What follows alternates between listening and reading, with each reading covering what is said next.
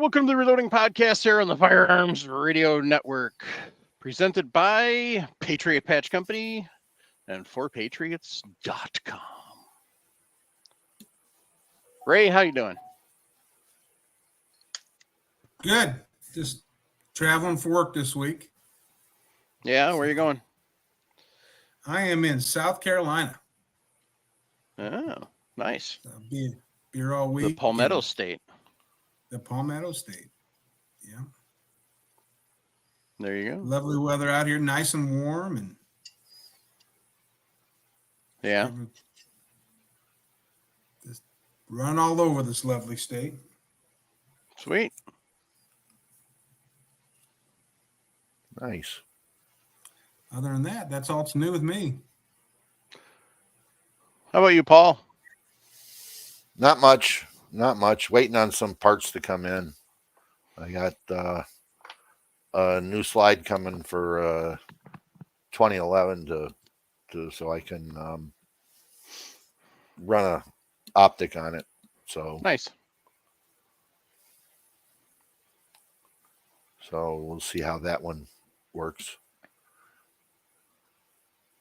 Other than that, yeah, been quiet. Yeah.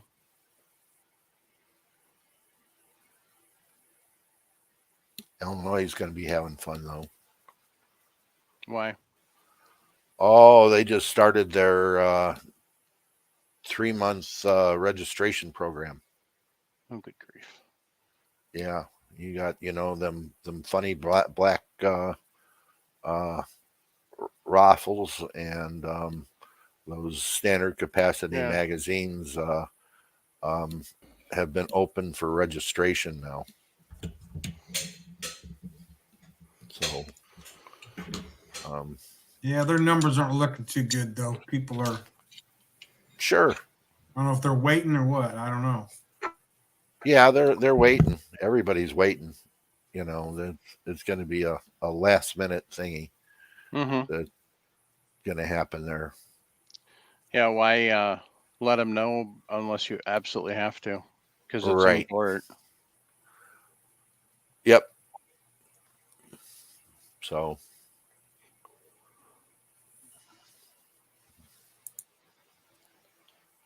what about you, Mike? What have you been up to? Working. 4-letter word there. Yeah. Yeah, I didn't get a chance to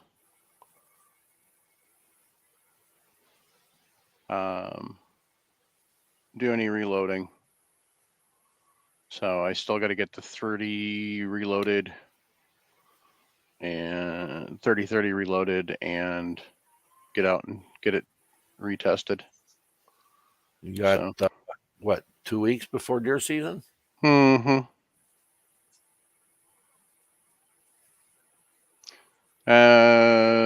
Yeah, 2 weeks from previous Saturday, 18th. Yeah. So. Getting close, 11 days. Getting close. Facebook's reminding me to go live.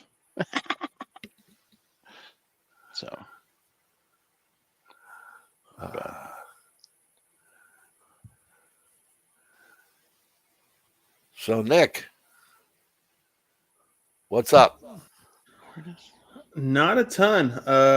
My Hakeem came in since last week, so I got it sitting there. And then tonight, I actually just picked up another gun at the shop. It's a Ward's Westonfield Model 35. So it's basically it is a Stevens model. Is it the 520, Dad? I think so. Just a rebranded Stevens. Yeah.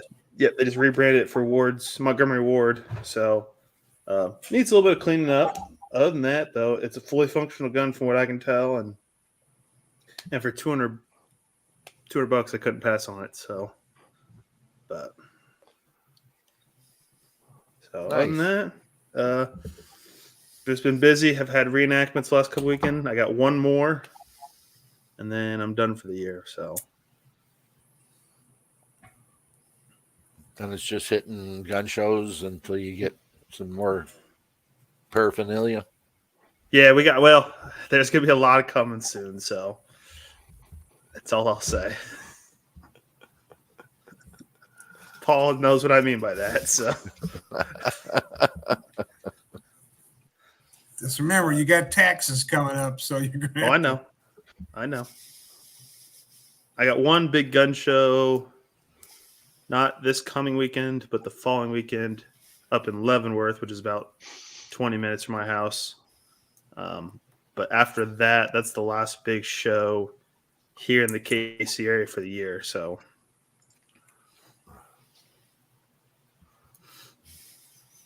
Just don't make a detour at Leavenworth, okay? oh no, I won't. Yeah, don't do that. All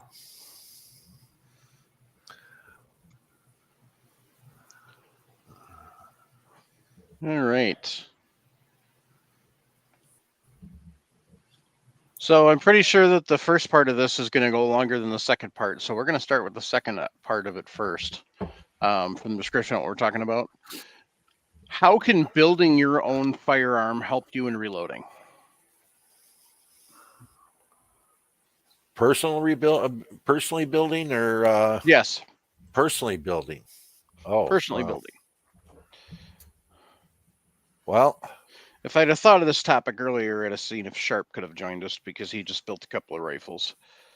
But I can, you've got experience. yeah, but I sit down and I say, I go to a gunsmith and I say, I want this action, I have this action and I want this barrel put on it. Yeah. And then I go from there to pick out either stock or chassis and then the scope that are going to go on it, and then sit down and do a lot of testing to find out what works. And if the barrel's any good, and did I just waste $700 on a barrel that doesn't shoot? That's all up in the air. It all can happen. So, but good gunsmith, a good barrel manufacturer, a good reamer, it goes pretty easy. It isn't really hard. It's just the time it takes to have a one, to get a barrel, if you're custom ordering it, and two, to have the gunsmith put it together and get it to you. And then the final parts are things like bedding the action, bedding the recoil lug, putting the fine tuning parts of it, and then building a load that's going to go into it. I mean,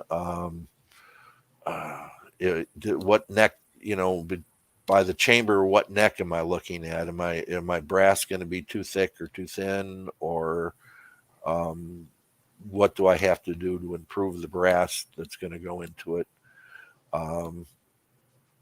That's the thing there. I don't look at it as being hard to build a rifle, because I'm really not doing a lot of the work. I'm doing the grunt work that gunsmiths charge a lot of money for. I'm paying for a machinist to do his work. A handgun, well, now we're starting to really talk, doing the final, the fitting and getting everything to work, and getting the parts assembled the right way, and not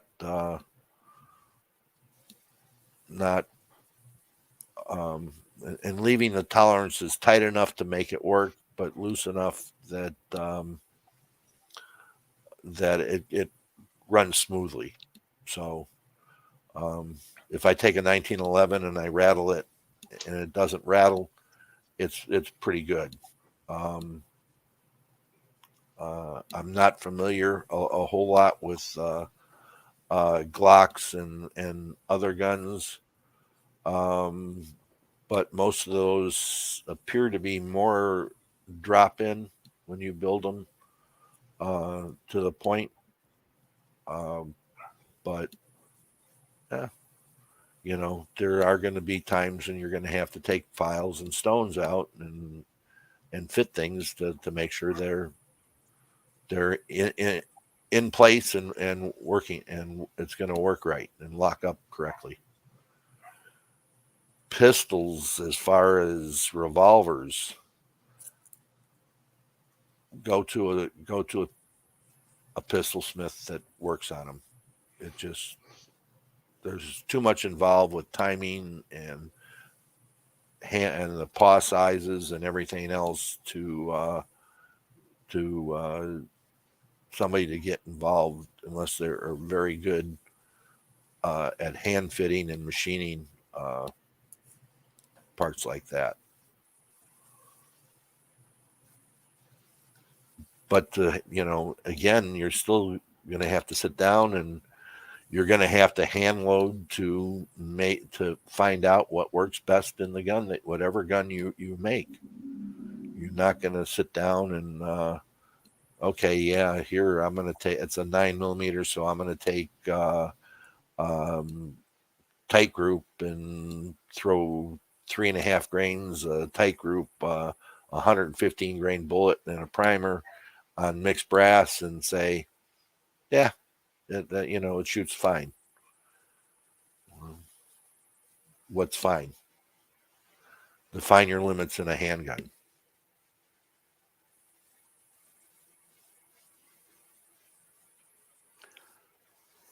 So, what do you think? Do you think someone building their own handgun could be beneficial? Yeah, they're going to know. They're going to learn how the gun works. They're going to learn to see, how the parts line up and are fitted, and it takes time. I'm going to say it's going to take, for the average person who doesn't have all day to work on it, and he has a couple hours every day to build a 1911, it could take 6 months without a problem. Mm-hmm. And that's fitting barrels and safeties and grip safety and getting the slide to fit the frame and sights in and everything else that you're looking at. There's a lot that goes into it. Mm-hmm. Just getting the trigger alone in a 1911 is a lot of fun, because you have that 3 or 4 leaf spring in there that you have to learn to adjust in order to get your trigger pull right. And you spend you put it in, you try it, you take it out, you bend it, you put it back in, you try it, you take it out, bend it a little some more. It goes back and forth. Could be 20, 30 times by the time you get all 3 of the springs where they should be. Mm-hmm. Now, Glocks and Smith and Wessons and the striker fired guns that are out there, they're all kits as far as the triggers go. So you're limited by the kit that you buy as far as the spring weights and that go to affect the triggers.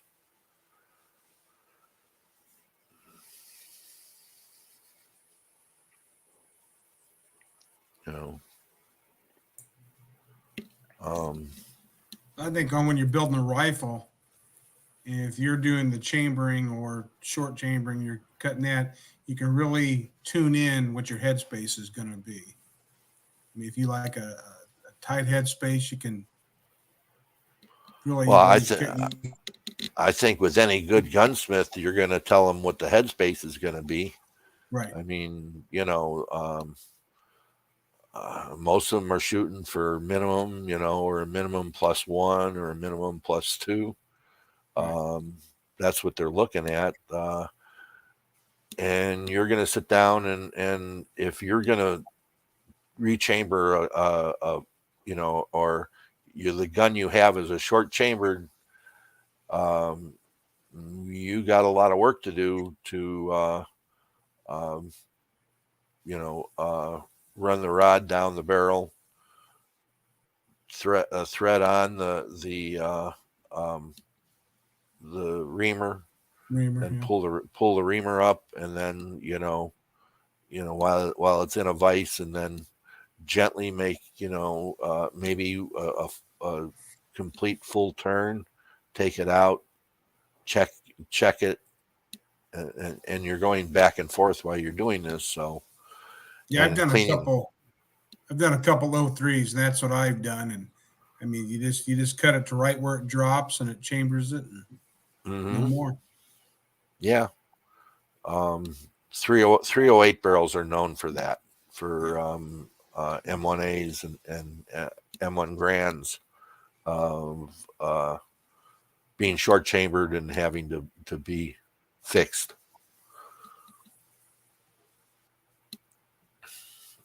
But then again, it's the reamer is going to be, what's the throat on the reamer? I mean, that's the thing that you got to look at too. You're going to, you don't want to go with a long throat if it's a match gun, because, you're going to run out of,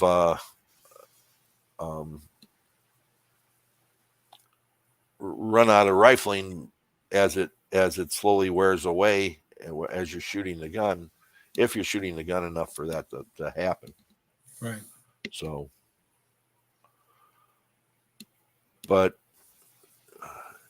it is a definite learning experience. And as far as hand loading it for it is a big thing too. I mean, we got lots of guys out here that are listening in that have built ARs, some with, with good match barrels, and other ones with just, whatever, but it's still putting things together and being careful and learning to put masking tape over some things so you don't scratch things up. Getting the barrel lined up the right way, using a NICs on the barrel so it doesn't corrode to the slide with the steel and aluminum that some of the guns are made with. The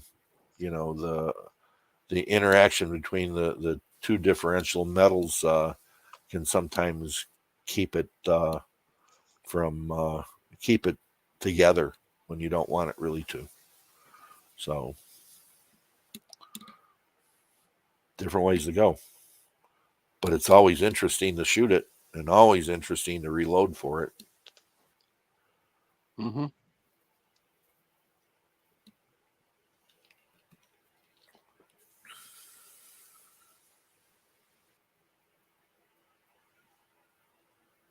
But yeah.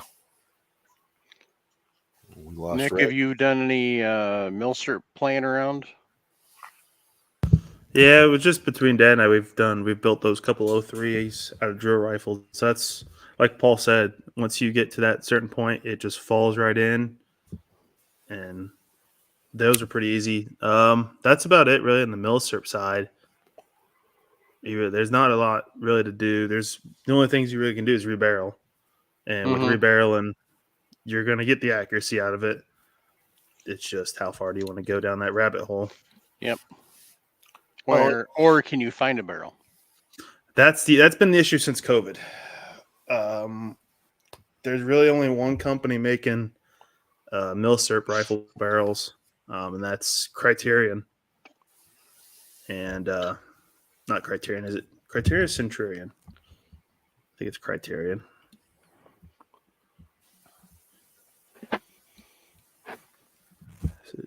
Yeah, Criterion.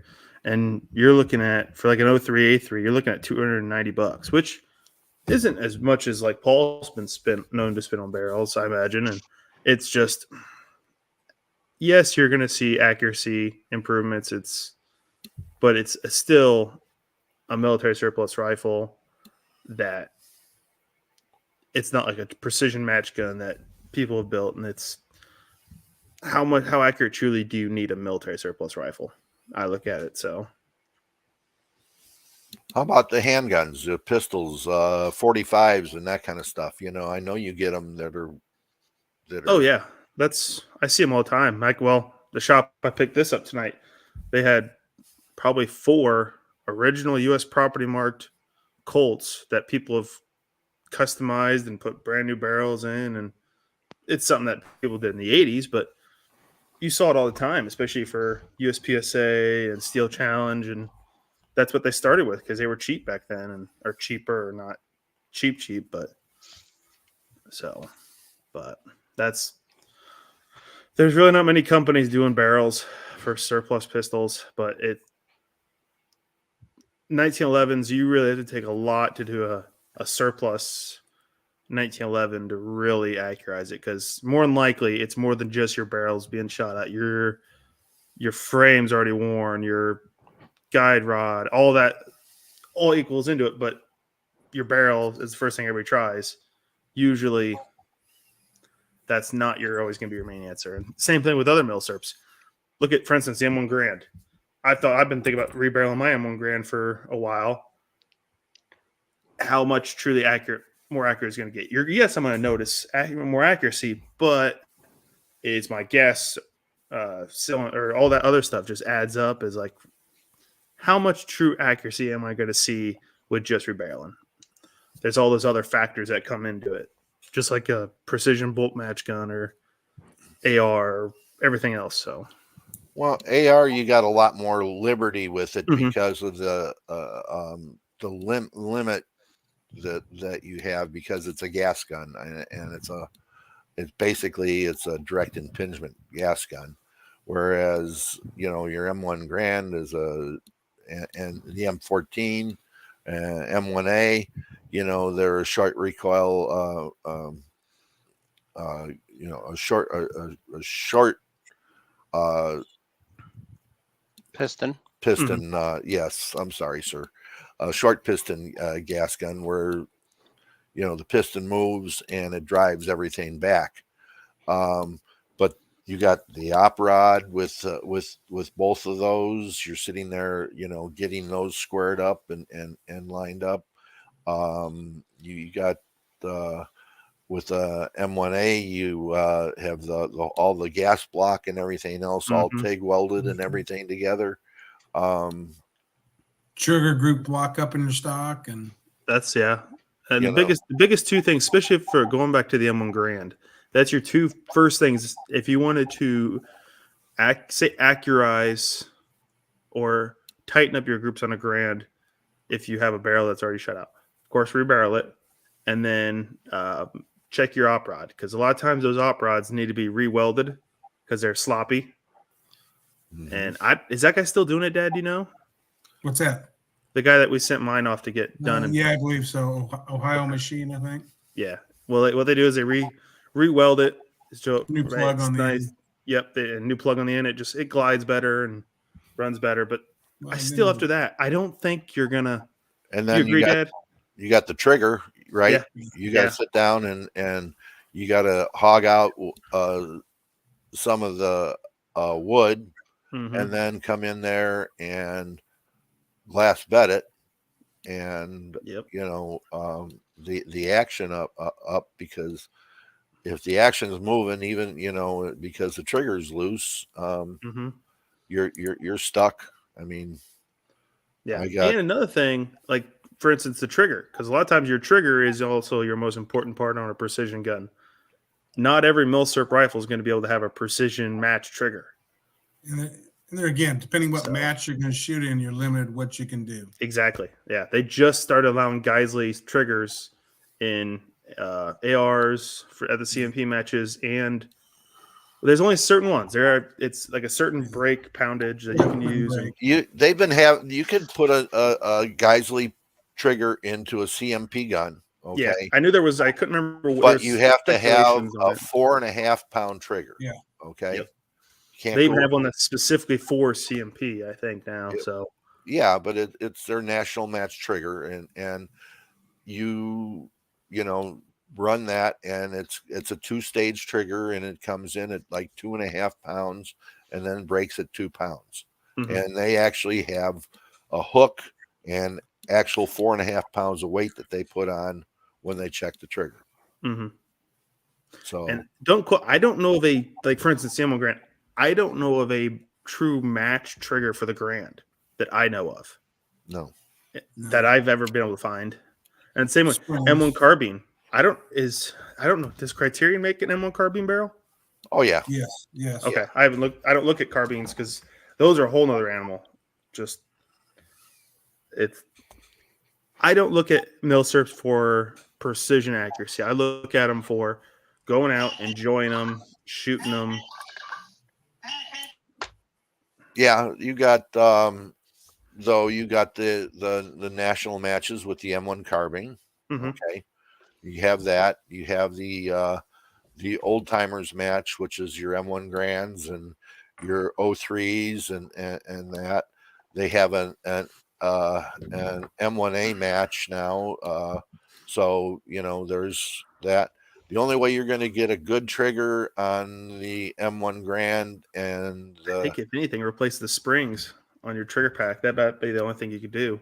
they have pros that sit down and Yeah. they take home, they take stones and they stone it and they shape the hooks a certain way and everything else. Because that's the thing on that. The hook comes back to hold the hammer back, and then once you release the trigger, then you have the sear engagement on it, and that's where they have everything to make it that 4.5 pound trigger, and it's they have it down to angles and precision as far as what they need to do. So yeah, it's easy enough to have that done. An M1 carbine, I have never seen anybody do a trigger on one, but I know that there are matches, and there's somebody probably does an M1 carbine trigger. So. Now I will say M1 carbine does get a lot more expensive. I'm looking right now at Fulton Armory for a brand new match quality Criterion barrel is $380. Uh-huh. You're almost a third to a new gun. Yeah. Well, Well, you're more than third because they're about a little bit above $1,000 for a carbine. So, but that's just yeah. But you look at what they asked for a national match M1A. If you're at Fulton Army right now, they'll have a price. God, what are they? I can't remember. I remember looking. They were like $2,000 or something like that. I thought. A little more probably now. Here we go. National match. Full armor M14 enhanced. That's probably it. $3,250. There you go. That's crazy. Whew. Yeah, well, it's first off, it's not an investment cast receiver like Springfield Armory is. It's a forged receiver, and so they're a lot more expensive, and they're getting it from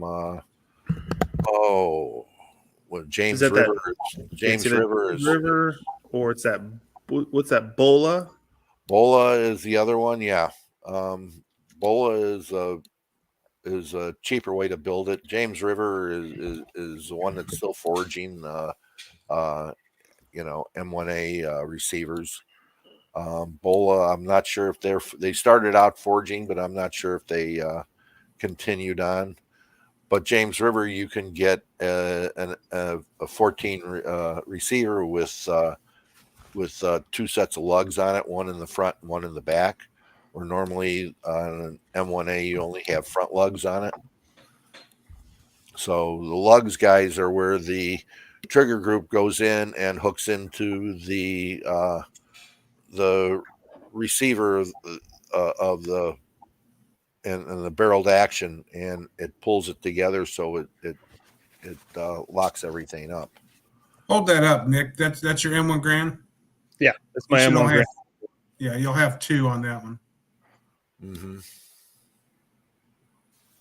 So All right. yeah, I don't know of a way to truly accurize this trigger or smoothing out the trigger. There probably is ways, but there's just a bent spring here that also.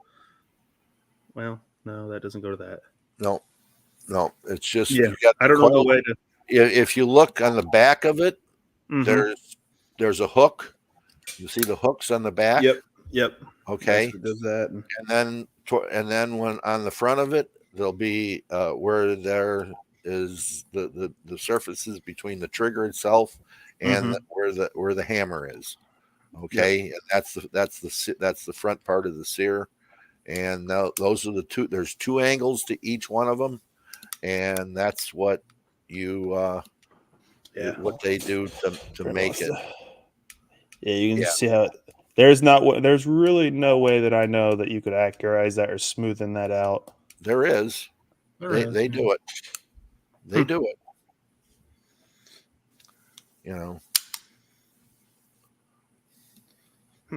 I'm not into that though. That's just I look at it as if I can hit a man-sized target.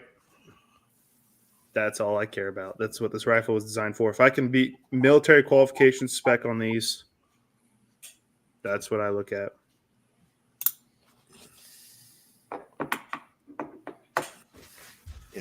But that's one way to go, and then the other way is to build a match AR or M110. You can go that way at it, and there's you can go to a Krager barrel with an M110 and or an AR-15, and you cut rifle the whole 9 yards, and you're talking $700 now or close to it for that. Krager will also fit your barrel for you if you have a M1A or if you have a M1 Grand. They'll actually put it on for you. So there's ways to go, and then good wood for how easy is it to get good wood for an M1 Grand now? They're out there. Boyd makes some stocks. Yeah. Okay. But if you wanted to go an original stock that's like right off the factory line, I haven't seen one in a while. We're starting to get down to the bottom of the barrel on stocks. Yeah, but Boyd's makes the reproduction ones for the CMP. Are they? Oh, I didn't know they are. Yeah, that's all the new ones. That's who's making it. There used to be a guy advertised on Shotgun News that had M1 Grand and M14 stocks, and over the years, he's pretty much sold everything out. Walnut stocks, big reds, big birch stocks, all these woods that weren't original, but they ended up having to make them because of the war. Yeah. You Some- figure in 13 years that rifle will be 100 years old. Yeah. And it ain't so much longer that an M1A is Yeah. gonna be 100 years old. That one didn't Mhm. last long. I mean, that had the shortest life of any of the military weapons that Was we've that had. 57 to 63, something like that? Yep. Barely beats out the Craig.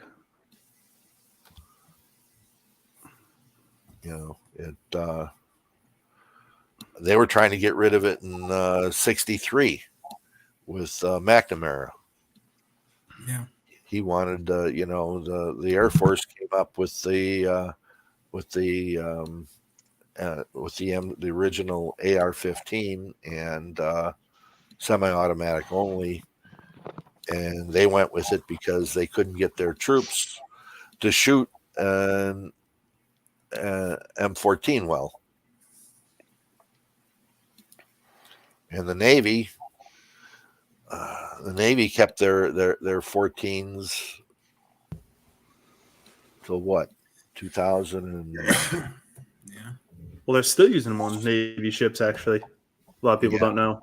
When you want to, they're getting cargo brought on board. They're using them and firing off the lines to connect the boats. Yeah, but Oh yeah, it was probably 90s, I think. well, Officially. no, it was in the 2000s, 2003. They were still using M14s at Great Lakes training the kids, and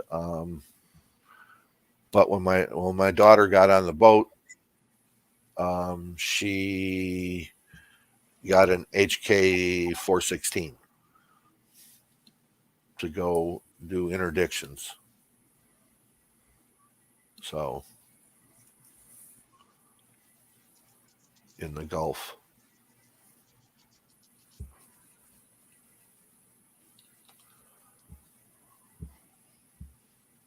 So,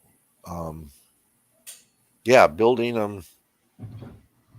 It's fun. I got to tell you, it's fun. Sometimes it can be frustrating, but I think it's fun. I like to build, things like that. The only bad thing about building them, sometimes the tooling and the equipment you got to buy just makes it cost prohibitive. You're better off taking it to like you say, a gunsmith and telling what you want and you pay for it. Oh yeah. I would say taking like an 80%er and having to cut out everything, buy all the jigs and everything else. I think you can buy a 100% finished lower cheaper than you can buy an 80%er. Mm-hmm. You can. I think a lot of people that do that are doing it because they don't want Big Brother to know what they have. This is the only reason. You're right. It's definitely cheaper to buy a finished one and go that route than do it. By the time you buy the tooling and the bits and a nice router and the jig and yeah, the shop that I bought this had lowers for like $60, which you can't buy an 80%er and your bits and anything for close to that. Right. So, it's yeah, I don't see it as other, like you say, trying to keep Big Brother away is the only thing. But there again, there's sometimes people will pay more to do it themselves and the enjoyment and the accomplishment and go that route too. Geez, look at, I mean, they sell a machine out there, a CNC milling machine specifically for lowers, and you can go out and spend, what is it, $2,500, $2,600 for one. So, yep. And you can cut them all day long. You just hook it up to your laptop and let it run. Mhm. But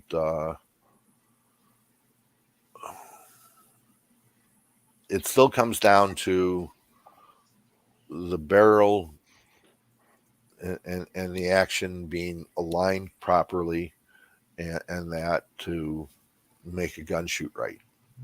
I mean, if your barrel and action aren't lined up and they're off, the gun is going to shoot off.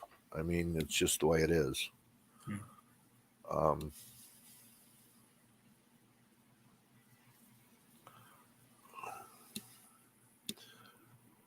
How it refers to hand loading, though,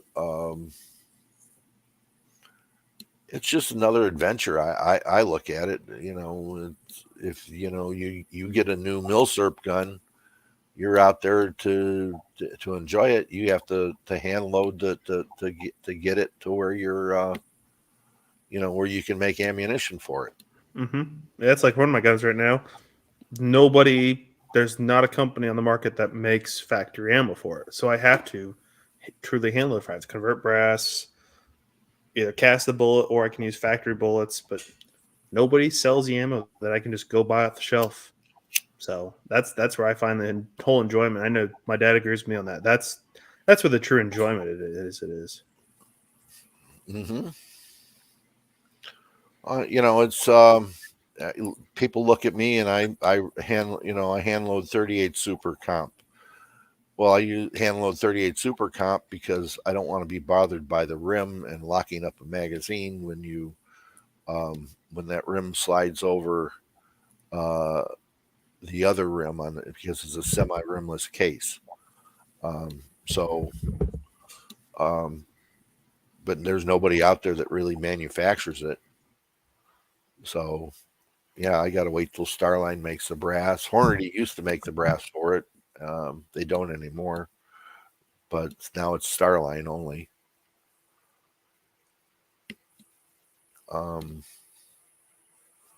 And how hard it is to get brass nowadays.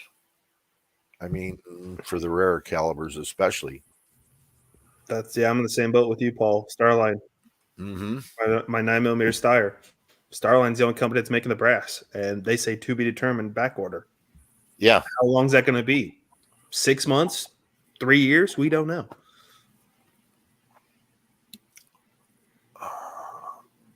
It's like a lot of things. We don't know, when it's going to happen, but let's look to see. Has anybody looked at the book? What was Nante's cartridge conversions? Oh yeah, I got it over here. Hang on. Taking one kind of brass that's kind of popular and how to make it in the brass that you need. Talking this book? Mhm. Yep. Yeah. Yeah, if you want to convert anything, this is the Bible. Yep. And these actually have come down in price. So they must have either done another run, or these are down to like $20-25. So Is that Nante's? no, this is Donnelly's. Okay. Yeah, John and Judy Donnelly wrote this one. Nante did the first one. And, yeah, this is 4th edition, so yeah. I have it in digital form. So I do both. The reason why I do both, I have both copies. I have one on digital and the book. Oh, it's my water softener.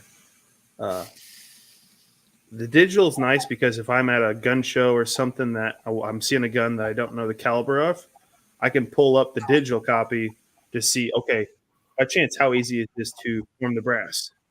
So that's what's nice in case it is a good deal on something. That's where the digital one comes in handy for me. Well, it is for a lot of them. I mean, we got guys online now on Discord that are taking 308 cases and make 22-250 because they can't buy 22-250. Mm-hmm. So, and he even broke a couple of presses. So, Yep. it's trying to make something, and we have to make something that works in order to keep the guns that we have alive and the guns we want to make, that we're gonna buy or make alive to keep that cartridge going. Mm-hmm.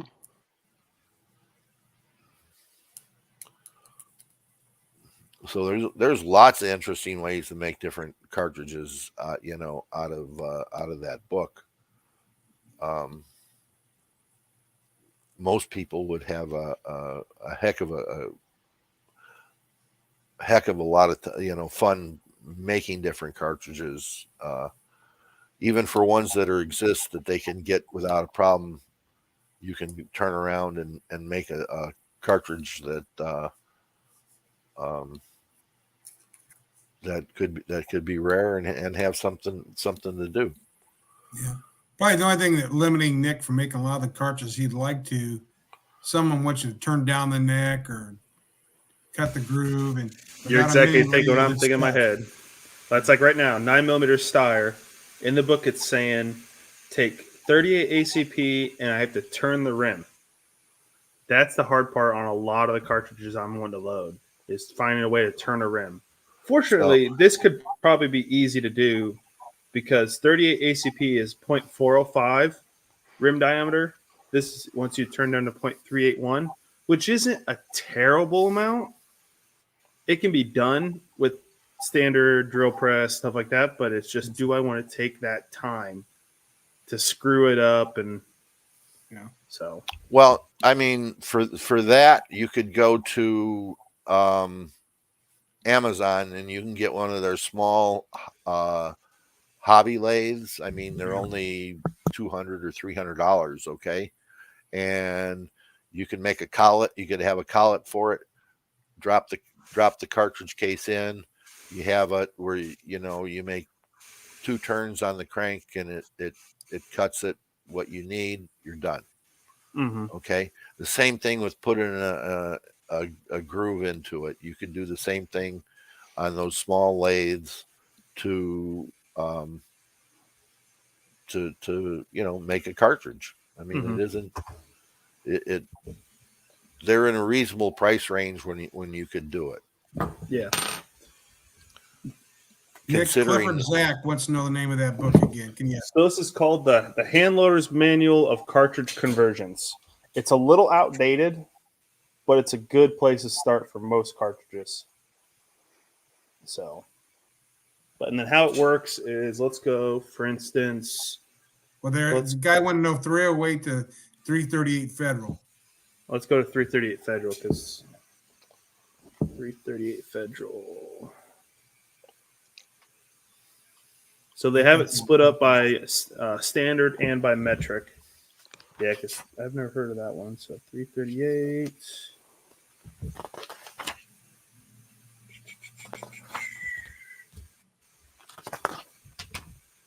It might not be in here because let me go past it. Yes. 338 Federal, is that fairly new case? I'm wondering because it's not in here. So yeah, because this book was last copyrighted in 2011 is when the 4th edition was copyrighted. But let's go to a cartridge that is easy enough to. Let's go 7.7 Jap because that's a lot of them times. Finding that is not the easiest right now. Let's go back here. 7.5. 7.7 Jap by 58 millimeter airsocket. So the nice thing about it is, well, it's going to come up. As you can see here, it says just take out of either factory 30-6, run into odd 6 case into 7.7 Jap die with expander removed, trim to length and chamfer and full length size again. And then it gives you all the nice specs. And they give you a load data.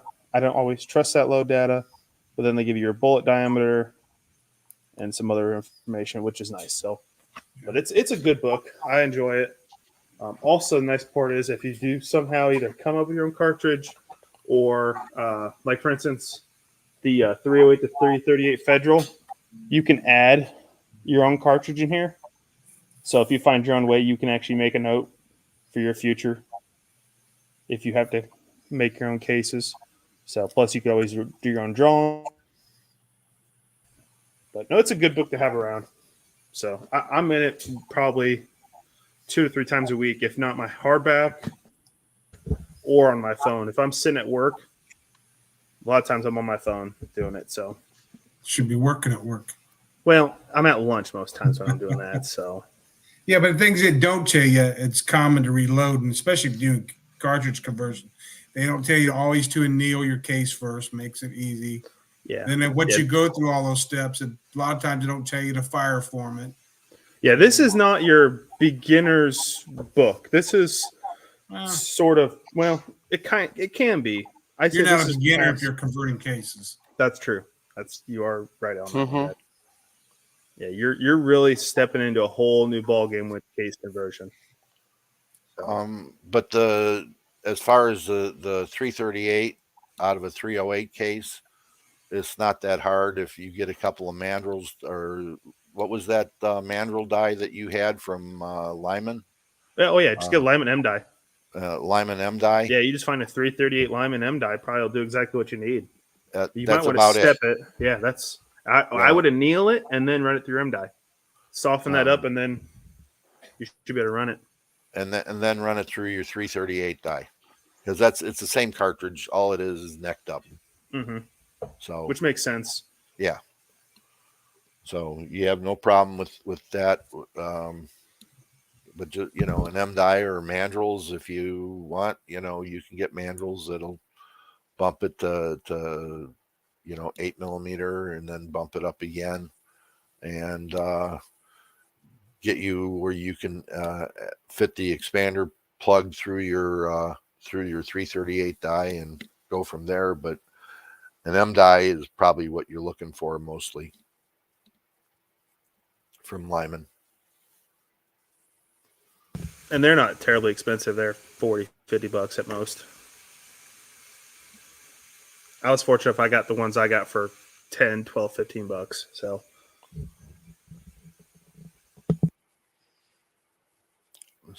I mean that's a book that every hand loader should have in their repertoire of books that are needed. and they go all the way back. Like they have now this is one that is I don't trust or I won't go with because new information has come out for it, and I'll probably end up starting to write in my book here is for instance 577 450 Martini Henry. They say take a 577 New England Bell or New England by Bell. Well, Bell isn't a company anymore. They've since closed, and so that information's a little not useful. So what I'll probably do is I'll make a sticky note or start writing in some of this free space and tell them how I do it. And so if I forget off the top of my head, I note and stuff like that. Sure. And so they give you good space in there. And if you see something, or a lot of times people are finding new ways to form the brass, and it's good just to write those notes in there just so you have them.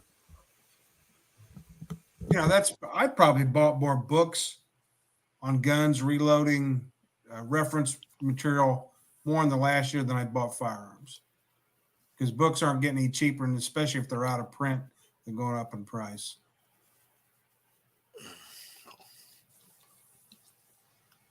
Something they can't take away from you is learning. It's right. Knowledge is power. Yeah. Yep. So, and if you're smart enough to not blow your face off, Yeah, you're smart enough to go through and make this stuff. yeah.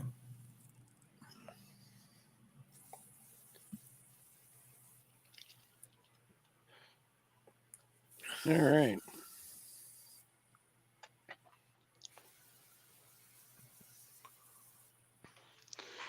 So I want to talk about Patriot Patch Company, one of the sponsors of this podcast. This is the patch of the month for November. So here's our 2 patches. November typically usually has 2 patches. So what am I getting ruled out for now? I missed what Bench Addict's ruling me out for. So Pretty neat patches. yeah. Yeah. Notice what's different about this one. Long live the Republic. Yeah, that's not an eagle Yeah. head though. Yeah, it's a turkey head. Yep. So Ben Franklin wanted the turkey. that's Yep. right. So yep, so being a Patch of the Month Club member, you get the 2 patches, the 2 decals, and then only one drawing, because the other one obviously is a remake of a different one that they used to have. So only one drawing, but that's the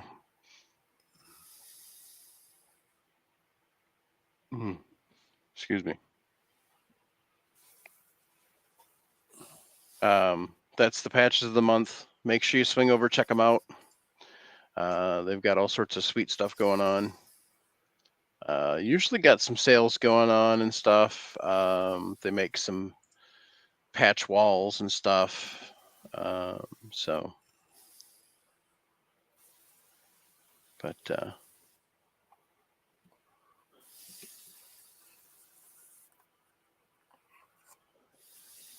so, and that's Projectile Pete. Is the Okay.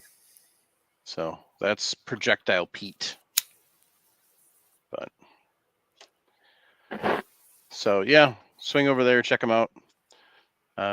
All sorts of cool stuff. They've got shirts for a lot of your favorite patches, and like I said, stickers. They've actually got wall signs and stuff too. Cleaning mats. So, and like I said, they've got patch panels. They've got magnetic ones and Velcro ones that'll go on to your Alice packs. So, Mike, where do people find the Patreon/patch link to help the channel? if you want to do the patch of the month and be a Patreon, you can do it one of 2 ways. You can, well, actually 3 ways. It's always listed on the show notes. So whatever podcast client you use usually includes a show notes, so it's usually included there. You can actually go to Patreon and look for the Reloading Podcast, or what you can do is go to the actual Reloading Podcast webpage, which if you just search for Firearms Radio Network, you can go to all shows, go down, and click on Reloading Podcast. And when it loads, you'll see the logo, you'll see Reloading Podcast, and then you'll see a couple of important buttons. You'll see a support the show, and then you'll also see buy our merch. So if you want to get one of these awesome shirts or one of the awesome tumblers, you can go to buy our merch, and it'll take you right to Southern Gals Crafts webpage, which has the shirts and the tumblers and the can koozie, because you got to keep that beer cool in the summer.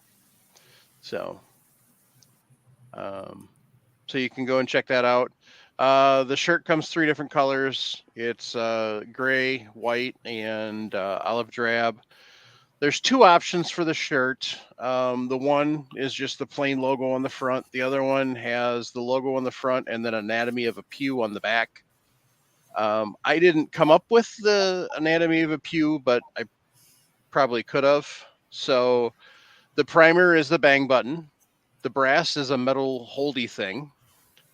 The powder is magical fire dust. and then the projectile is the freedom seed, and so that's anatomy of a pew. Size is small all the way up to 5x. So all sorts of different options there. The tumbler comes one of 3 options. It comes either with the extruded powder backing, the brass backing, or an American flag backing, and then it's got the Reloading Podcast logo on it. So yeah, you can go to southerngalscrafts.myshopify.com and find the Reloading Podcast that way too. But otherwise, like I said, if you just go to just search for Firearms Radio Network, or firearmsradio.net is the actual URL, and then go to the Reloading Podcast page from there. So, and then it also lists the show sponsors there: For Patriots and Patriot Patch Company. For Patriots,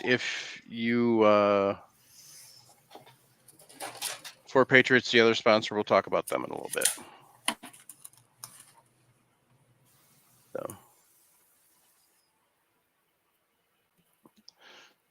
but yeah, so want to thank Jake and Ryan for all the stuff they come up with. So, and for sponsoring the show for so long. Thank you, guys. Absolutely. And thank you to all our Patreons. So we greatly appreciate them. All right. So whitetail loads. Does everybody hand load for whitetail? Yeah. Yep. Nick and Ray are buying factory ammo? Slug from it. If you're gonna use a gun. Okay. Well, yeah, you're kind of stuck. Yeah. So I don't know what it is now. I don't plan on hunting anytime soon. So yeah. Yeah, I'm not Slug sure. or black powder here. Yeah, so you're not going to be loading. Well, I mean, if you're loading by your black powder, yeah, you're loading your own. So, I'll be loading my own 30-30s this year. So, previous years it was 308, and I was loading those. So, but yeah, slugs. It's kind of. I mean, you can do it. Definitely, a lot of people do it. But if you can find the Forster slugs, it's really worth it. So, I mean, the sabots, you can definitely save some money and stuff there, and they got different options for sabots. But the problem is aftermarket slugs. Nobody makes a Forster slug mold anymore. It's all smoothbore stuff. So you have sabots and 50 caliber bullets that work in 12 gauge and 45 and 20. Mm-hmm. So you can buy sabots without a problem. Mm-hmm. And it's not a big deal to load that up. There's a lot of data on them from ballistic advantage. Mm-hmm. So yeah, the only problem with that is if you've got a smoothbore barrel, you're not going to be able to shoot sabots. Well, you can. It's just they're not going to be anywhere near accurate because they're probably going to keyhole. Yeah, but then again, there's still a lot of companies that are making barrels for shotguns that can be, interchanged. Your 1100s, your 870s, 500s, Yep. 535s, 835s, Benelli Wallsburg Novas. 500's got threaded barrel. Mm-hmm. You can go out and buy a Savage 12 gauge. I mean, bolt action. 212. They're about $450. We've got a couple at the store. And that's, for shotgun hunters, I would think that would be the way to go. Mm-hmm.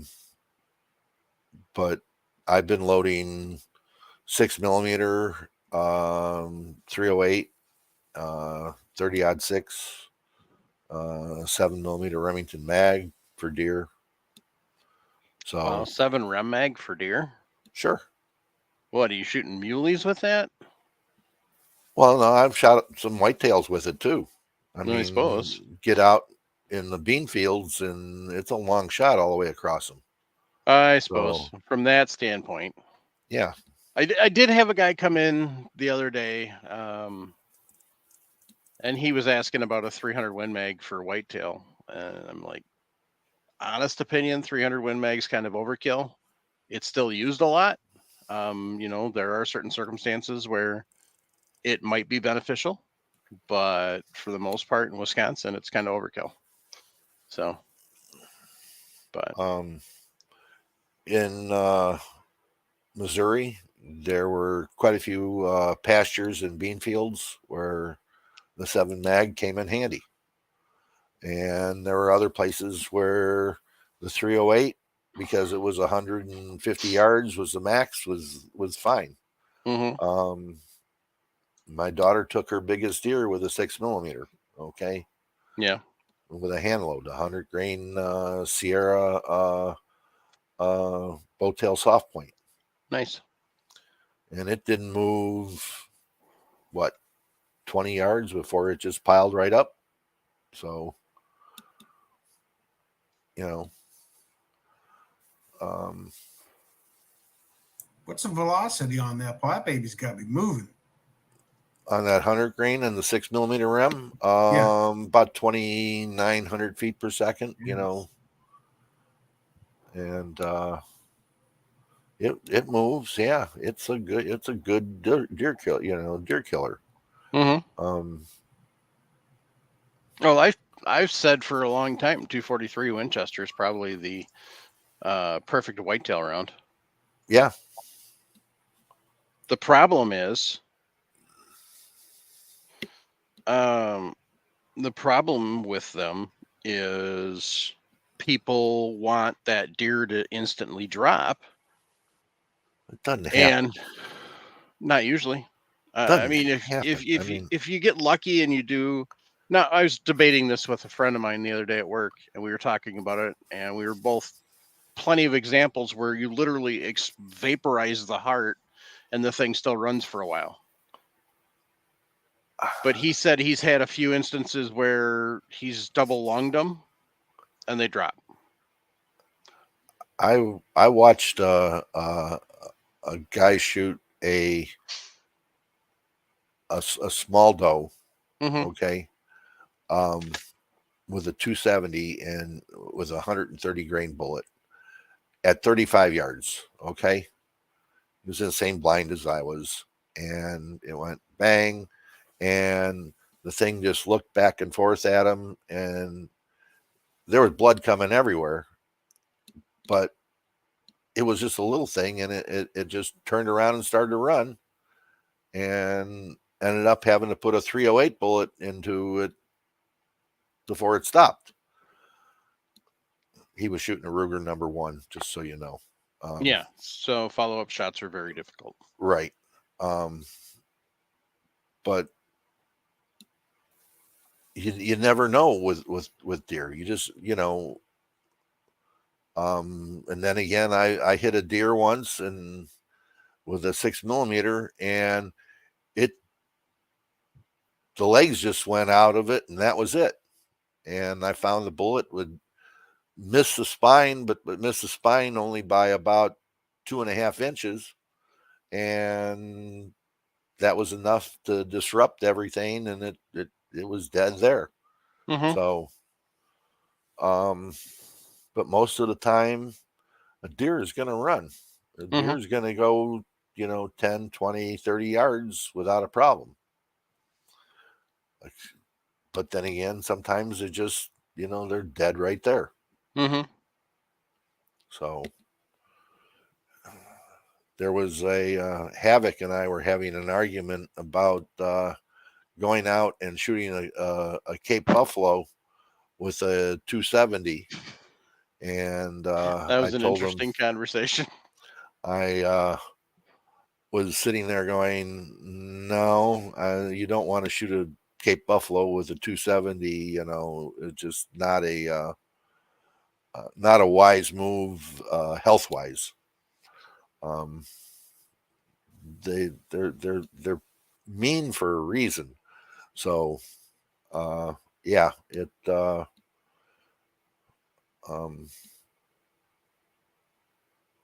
there's always a question of using enough gun on the game you're doing, and let's face it, guys. If it's gonna bite back, you want a bigger gun. Yep. So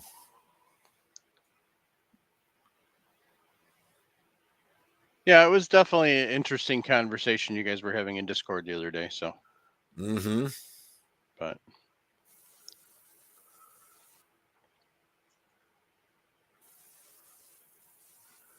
Sonny says that 7 mag and 300 Win Mag are both pretty commonly used in whitetail in Kentucky.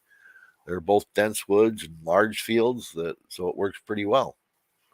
That's what I say, that if you're hunting a bean field or a pasture, sometimes you can get it'll be 400 yards where you're gonna at the end of it.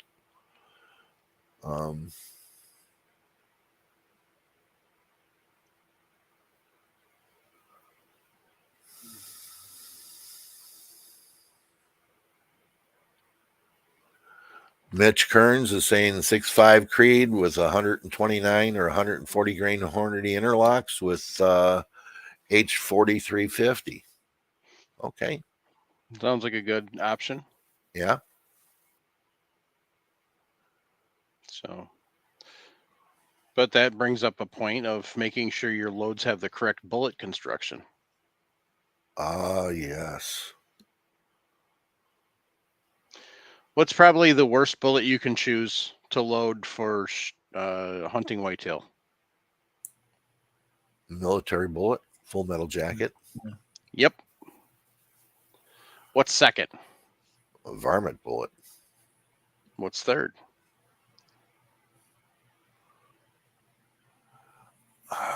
What would be the third worst bullet? I don't know. Match. Well, I don't know. A lot of the match bullets, not all of them, but a lot of the match, if we're taking categories, a lot of your match bullets, you're not going to get any expansion. They're going to act like an FMJ. So some match bullets, yes, I will agree. Other match bullets, I will disagree on. yeah, Depending upon the manufacturer and everything else. right. So, I mean, if they're tipped, then they'd be okay. But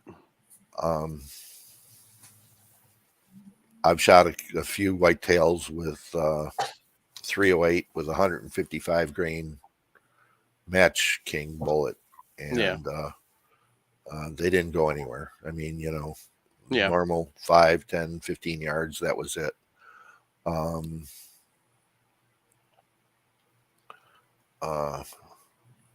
I would put solids as in a like a 338 solid, 375 solid, as in the same category as the military bullets.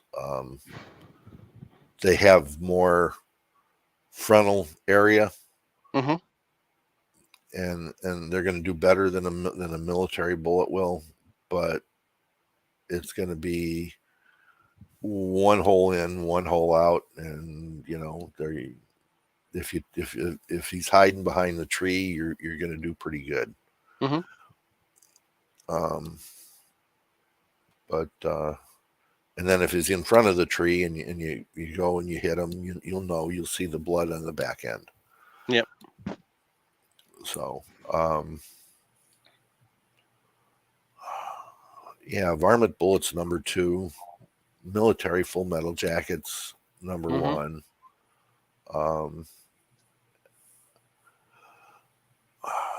Match bullet that is like a solid copper. Yeah, that one won't work either.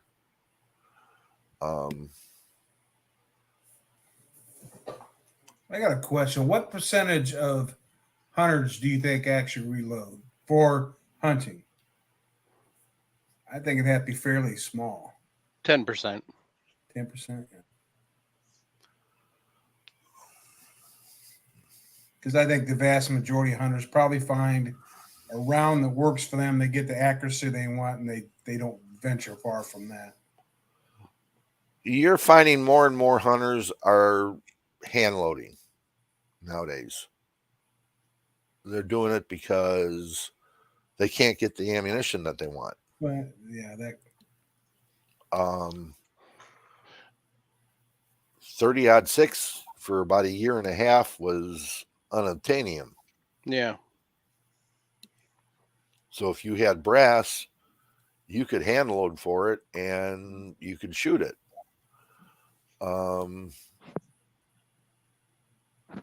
Everybody was sitting there making 6.5 Creedmoor, and with a 105, 108, 115 grain bullet, or excuse me, 129 to 147 grain bullet, and they're all match. I mean, they weren't a hunting bullet. So yeah, there's a lot of people now have gotten into hand loading because they can't get what they want in a factory ammo. And some of it's they can't, a lot of it's they can't, like you were saying, you can't find 180 grain 30-06. Yeah. So, or 150 grain 30-30. So,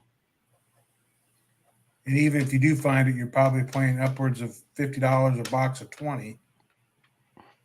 30-30 right now is $30 a box of 20 for even the cheapest stuff. I don't know about odd 6. I haven't looked. Because back when I was looking for brass for the 30-30, I looked to see just for kicks on what a brand new box is, and I'm like, no, I'm not spending that much money on brass. So,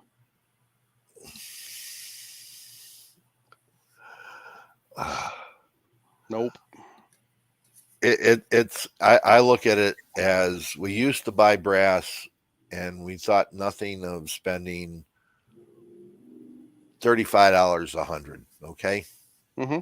Really, I mean, that was it. Yeah. Nowadays, you're looking at $100 100, and you're happy to get it. Yep. You cannot buy 22 250 brass anywhere. I can buy premium 22 Creedmoor brass or premium 6mm Creedmoor, but I couldn't find 243 or 6mm Remington, non-premium. Can't even find 6mm Remington anymore. Forget it. You can't get it. No. You have to be smart and buy 7x57 and resize it.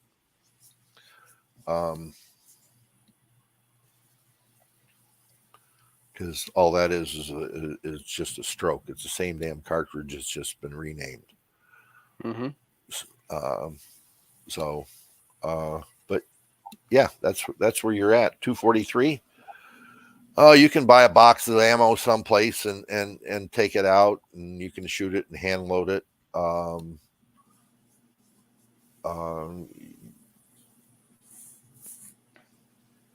What else? 270. I don't know. I haven't seen a box of 270 around in a while. 308. Yeah, there's lots of 308 out there. I mean, you really got your choice of ammunition with 308. Yeah. I saw some 270 today, but I didn't really look at the price. Mm-hmm. But everybody, the funny thing is It was used to be Remington Corlocks. What was Winchester? The PowerPoints, and Federal was. Oh, what was Federal's load? Wasn't the Power Shock?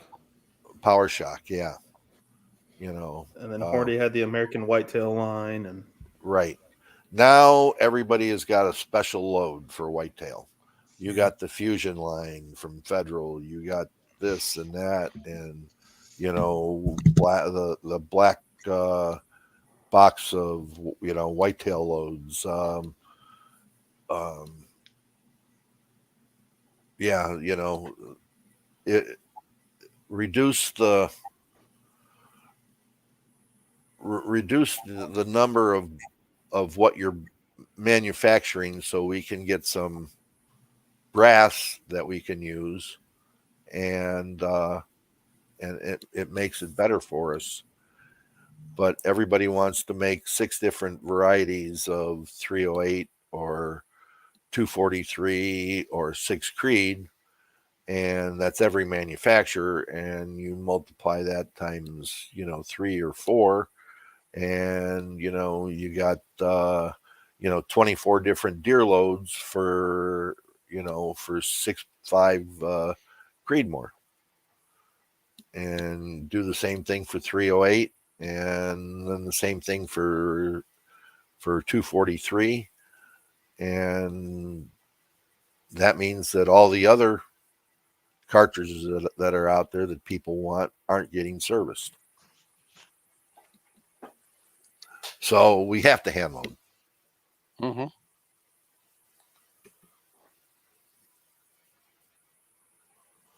It's about $30 a box for 270 or odd 6, give or take. Yeah, good luck trying to find 303 British. So. I just bought some not too long ago. Hmm? I just bought some not too long ago. PPU, I think I paid under 20 a box. I think it was like $12 to $15 a box or something like that. Wow. So, but it's out there. That must have been some really old stock, because I haven't seen any PPU for cheaper than 35. And that's even looking on AmmoSeek. Didn't you say the Bass Pro by you just had some Herders 303? Yeah, they had the Herders soft point. It was out of stock when you were here, but I thought I saw it for $26, $27 a box. yeah, it was under 30. Yep. I should have bought it when I saw it, but I didn't need any. I load it, so I reload it, so I don't. You can still get brass and Yep, still get bullets, and that's why I don't worry unless the price I got that PPU for. I kind of had to buy it, but oh yeah.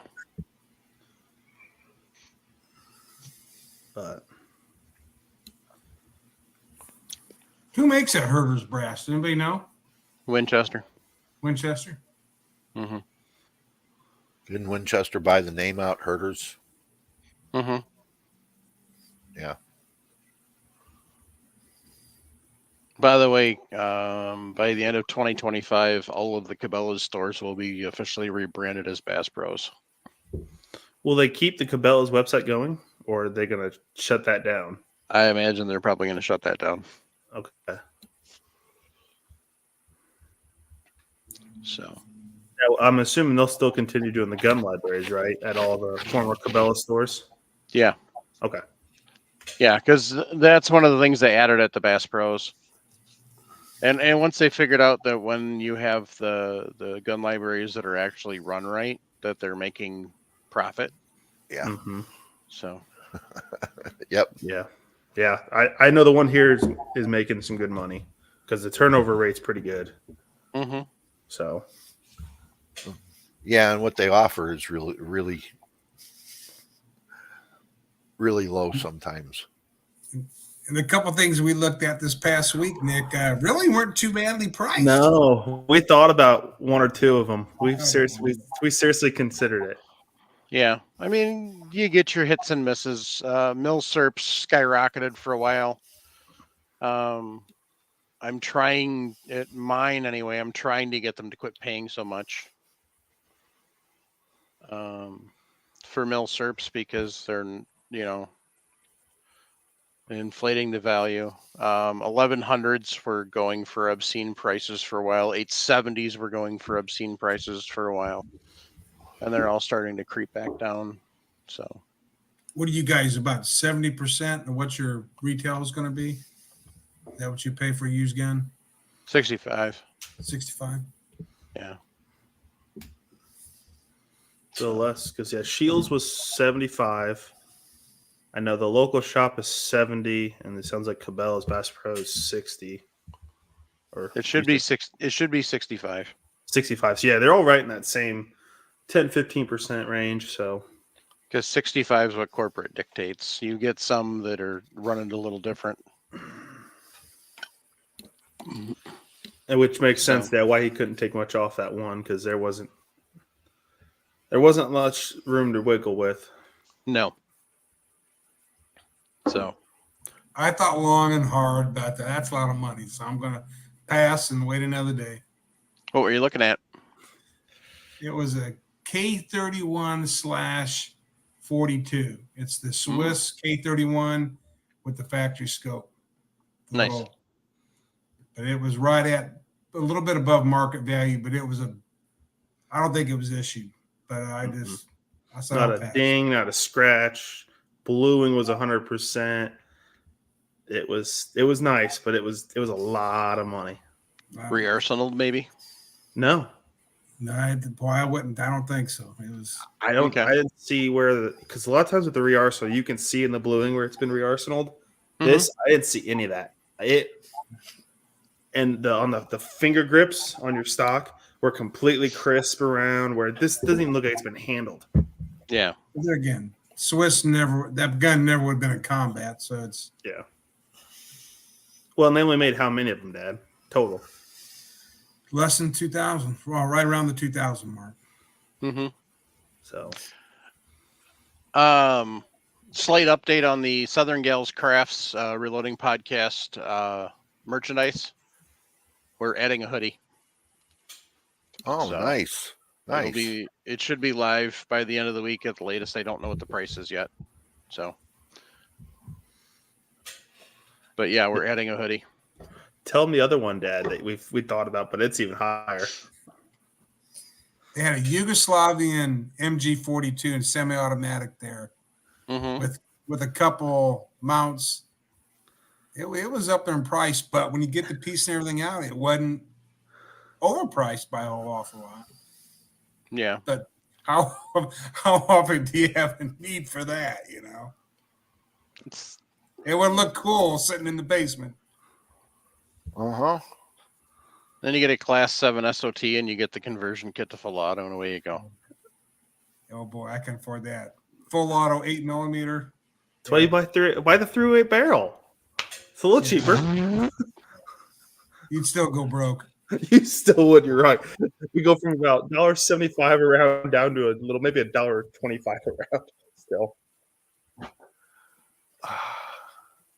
No, you can bring 308 military brass in under $1 around without a is problem. it? I haven't looked at it in Yeah. a while. I just Yeah. 308's so cheap to reload, so I don't even. Yeah, and I may know where you could get a Dillon 1050 for a good price. Well, we'll say this: it was north of 5 figures. North of 5 figures. Okay. It was up there. But like Dad said, if you piece out the mount, the gun, all the accessories that we don't know what truly we thought it was on the display in the library, but it said more accessories. So who knows? Is it got the snail drums? What else does it have? That just kept adding and adding and adding. So, but I'll stick with my bolt actions right now. yeah. Looks like it's 11.5. Yeah. Okay. That isn't bad. Wise Light Arms AJM 53. Yep. Beautiful. That isn't bad considering what went on for auction at Murphy's. Yeah. You heard about that one, right? Yeah. The the micro. Yeah. Yeah. The 249, you know, Oh, that God. went for $500,000. that Oh, Well, went you for know why? yeah. I think You know they think why? it's truly, I think, the only one. It is Yeah. literally the only only transferable. Yeah. right. There are dealer samples out there.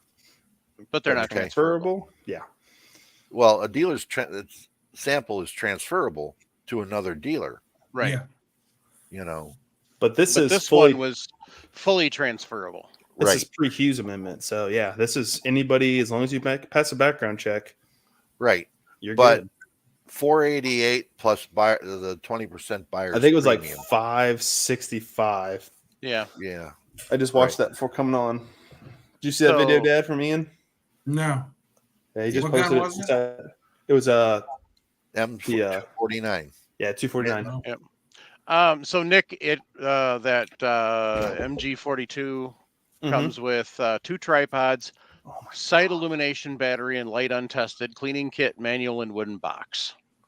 Oh, That's not bad, really. Oh my gosh, the box! Wow. Yeah. I found something else fun. Oh God. Ohio Ordnance Works M240 for 13.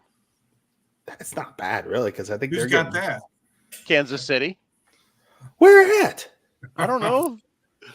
Because supposedly they have a ZFK 55 there too, that I didn't see on display. Unless that's at the Bass Pro, the true Bass Pro that I think of is down south in Olathe. But if it says This one says KC, Kansas City Bass Pro. Cabela Drive, yeah, that's the one. Interesting.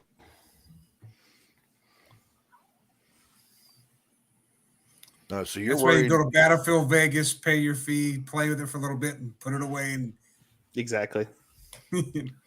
So you were worried about spending basically 13,000 for that Ooh, there's a Uh, Krieghoff. 42, and somebody just went out and spent 10 times that on a 223 machine gun. Okay. see, I live in a state I can't have things like that now. Yeah. I'm here Green, for. Green Bay's got a That's what I'm here for. Green Bay's got a PKM Ooh. for 10. Semi-auto.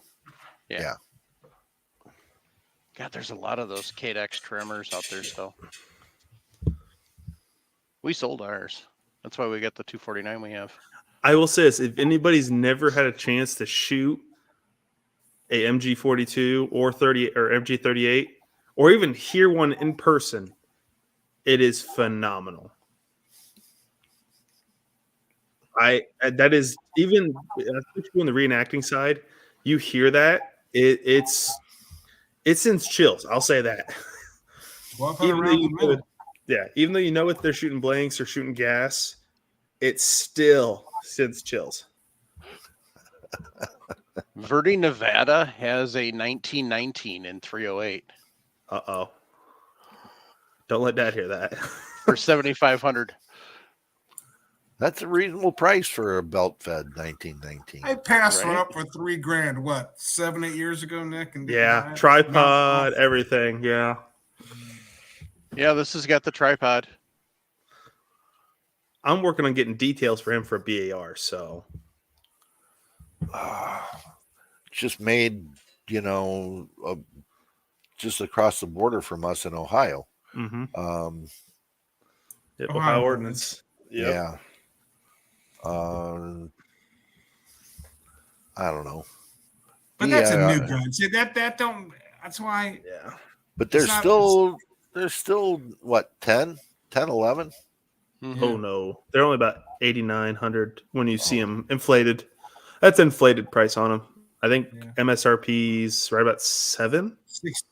Yeah, around 6,800, I think. But there again, it's Yeah. see somebody take that hunting in the tree stand. Oh God. It's on 6. Don't tempt me. Well, find a magazine that. Well, you have to single load it. because I don't know of any state you can have a 20-round mag in the gun. What? I don't know.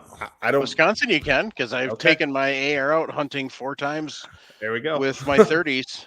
So, yeah, Wisconsin doesn't have a maximum ammunition.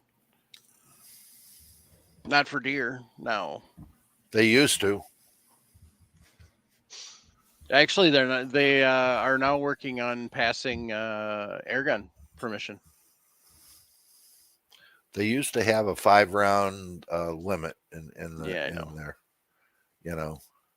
because I had a buddy of mine that went deer hunting with his M1A with a 20-round mag, and he got pinched. Mm. So Yeah, they actually just removed the minimum barrel length too for handgun. I can see somebody out there now with a 357 snubby. yeah, 2.5 inch, Yep. 357 with 125 grain hollow points and this big ball of fire when they pull the trigger. It'll do it. At 7 o'clock in the morning when it's still just light. Right? And you can't see anything after that. Wake everybody up. That'd be fun. So RCs. Russian capture K98s. Oh,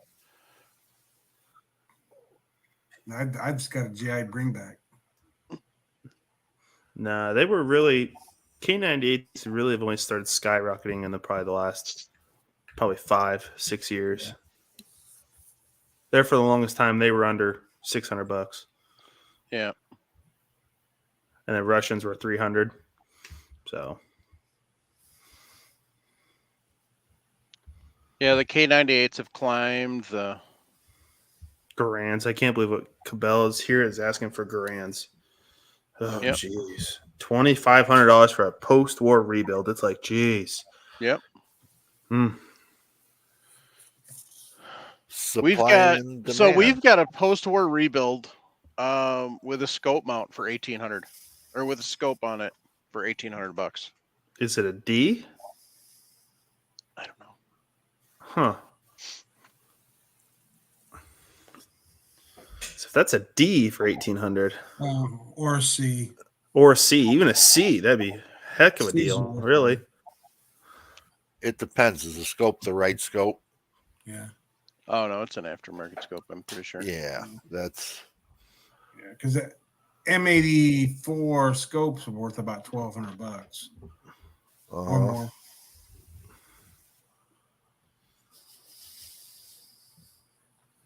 The one we've got that I want is this JP Sauer. We've got a Sauer 3000 drilling, Ooh. 16 gauge with an 8x57. Oh, I've always wanted one of those. Excuse me. That's probably, what is it, 3,200? No, $5,000. I knew I'd lowball a little bit, I thought, but not that much.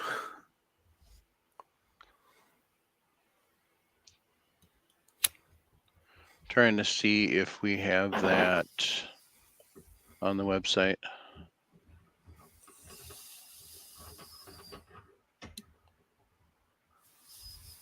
No, it's not on the website. Paul, since we're on the topic of hunting, I don't know if I've ever asked, have you ever gone on an African safari? one thing I've always wanted to do and I can't do now. No. Yeah. I thought that'd be cool. And I'm not a super big hunter, but that would be cool. It's the cheapest place to go hunting now. It beats everything going out west. In other words, Really? you could go elk hunting and I could still go to Africa and shoot 5-6 animals with airfare and get back and spend less than half of what you spend on a decent elk hunt. Really? Yeah. Well, the elk tags are so expensive now out west. Yeah. They're on a draw, so you got to go through an outfitter.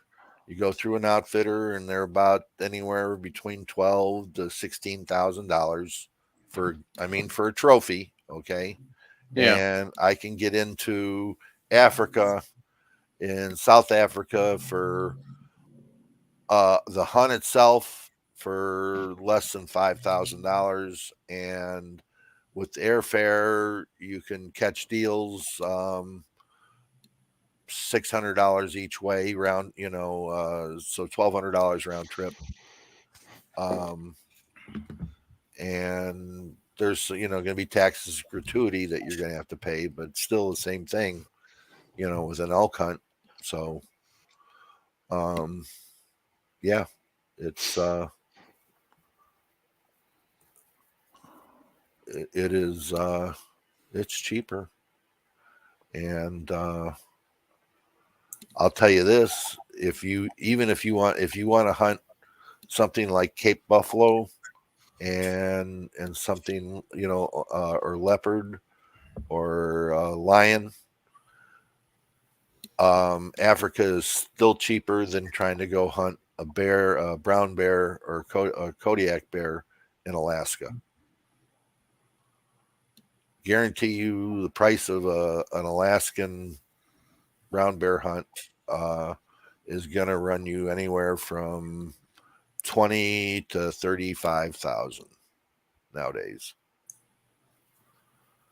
And I get you into Africa to hunt a Cape Buffalo and a lion plus some other game in the $15,000 range, including airfare.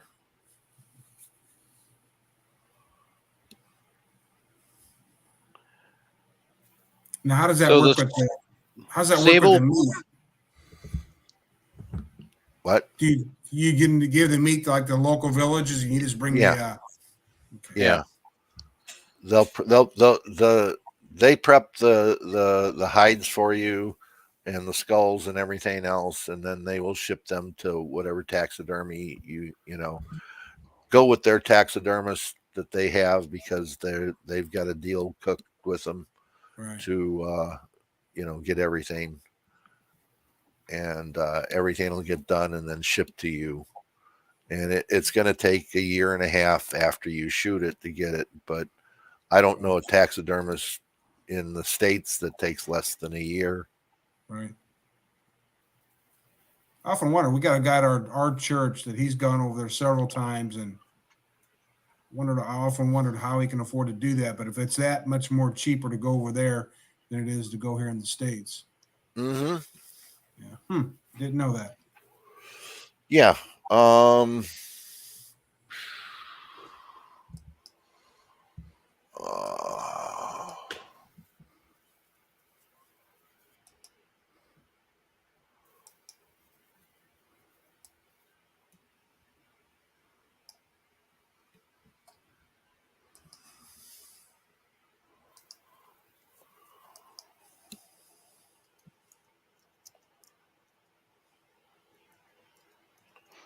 Yeah, 19 to 36, and I was looking at the South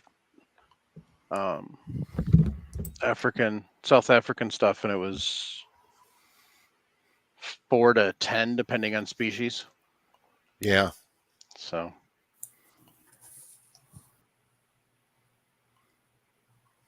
but I'll be darned. Phil Massaro and his wife go over usually twice a year to Africa. So I still want to do a hog hunt. That's on my list. I want to, but I'm not going to go pay somebody in Texas to do it. You want to fly in the helicopter? I know what you want to do, Nick. That's you. I can go and just sit in the back of a truck. You're the one that wants the helicopter. See, the thing about that, the whole Texas thing that irritates me is there is so many people in Texas that are charging for hog hunts just to make a buck off of it. And then a lot of them are actually getting kickbacks from Texas Wildlife because the hogs are causing damage. So Texas really needs to just declare hogs a true invasive species and require landowners to change policies on access for hunting them. So, but Yeah. not going to happen. So, too much money involved. But yeah, we had hogs in Wisconsin for a little while. We don't have hogs in Wisconsin anymore. They made sure that they got eradicated rather rapidly. So, but well, gang, I think that about wraps up tonight. So, for hunting loads, I think kind of one quick thing. It's not something you're going to need to go down the rabbit hole. You can, by all means. You're still looking for a quick ethical kill. I mean, should you? Yeah. I mean, you should. You should try and put every effort into making sure that your loads are as accurate as possible to make it a clean, ethical kill in the first place. But honestly, the biggest thing is learning shooting angles and when you can take a shot, when you shouldn't take a shot, that type of thing. You know, and learn the pros and cons of each possible shooting options. So, and learn your terrain and learn, your distances, and realize if you're shooting uphill or downhill, that straight line distance no longer counts. So you got to calculate that in too. So doing, not only making your decent loads, but doing your proper homework to make sure your shot counts. So.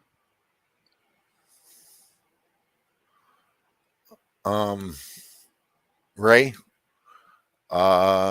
here's a package for 24-25, 1x1. That's one rifle, one guide, one-on-one hunt, $5,500.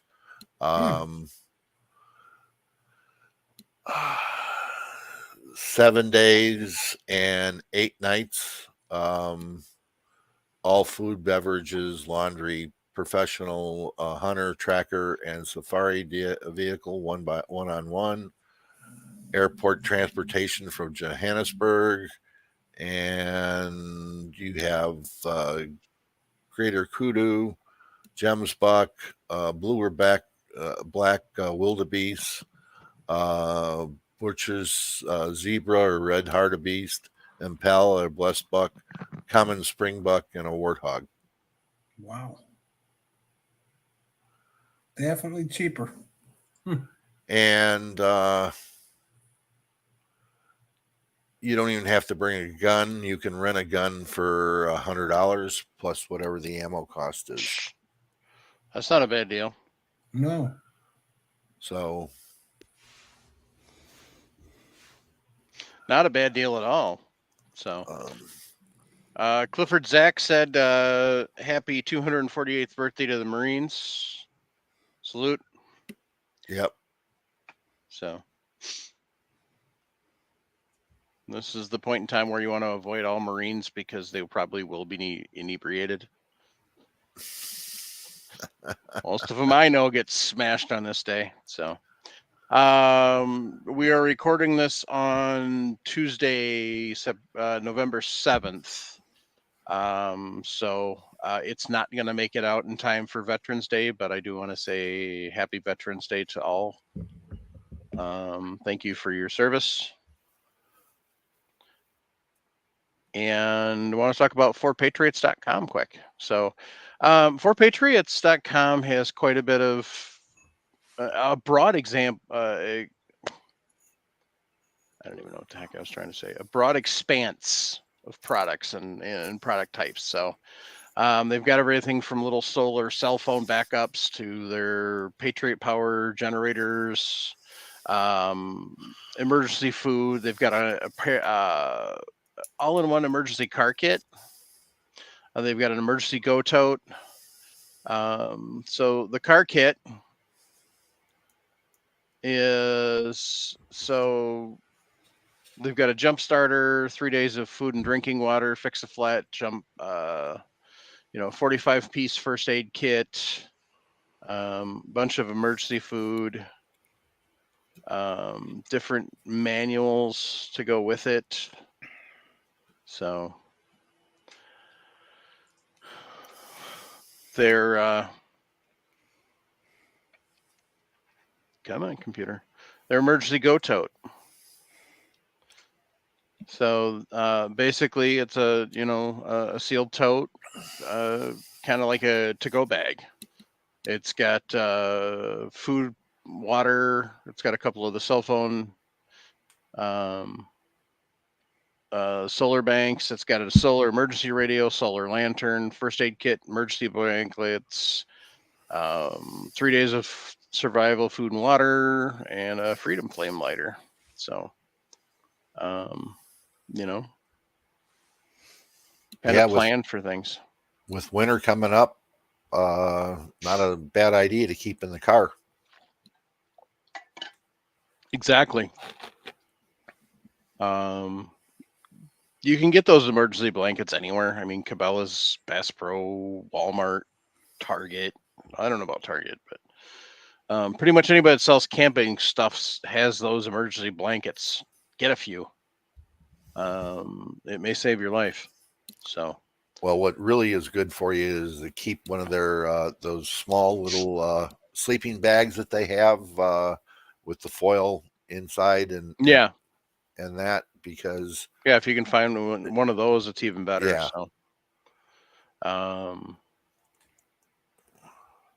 they've got, but yeah, those emergency kits from For Patriots, I mean, to keep one in your car, yeah, smart move. yep, And they're talking about a nasty winter this year. yep. So if you go to 4patriots.com/FRN, that'll give you your, the discounts and stuff they got coming up specifically for Firearms Radio Network people. So they've got all sorts of stuff. They've got they've got a little blender now, little gardening set, seed kits, sun kettle, solar cooker. So, hi Gracie. So, make sure you check them out, 4patriots.com. So, I want to thank them for being a show sponsor as well. So, all right, gang. Anybody got any shout outs? Nick, why are you playing with Bayonet? Because I want to. Okay. There's a scabbard on it. We're good. Well, I don't care. I can't hurt myself. I wonder. Stabby. That's a good knife. That's the right size. Yes, it is. I got a lot longer ones than a box sitting right here. I can get more out. I got a spike back there. So. Yay. Yeah, definitely. All right, gang. On that note, keep your brass shiny. Jump on the Millsap short bus. Teach them shoot and reload when they're young. Grandpa told me, don't listen to my mama. He goes, violence does solve problems. Make sure you're supporting the Second Amendment groups that are actually fighting for the Second Amendment. Do your homework, do your research, and then support them. Local, national groups. And more importantly, if you're struggling, 988 or 1-800-273-8255. Reach out, get some professional help. Drowning your sorrows in alcohol and drugs and stuff doesn't it isn't a long-term solution. It's not even really a short-term solution. So reach out, get some help. It's actually a sign of strength to reach out and get some help than it is a sign of weakness. So take care and good night. Good night, all.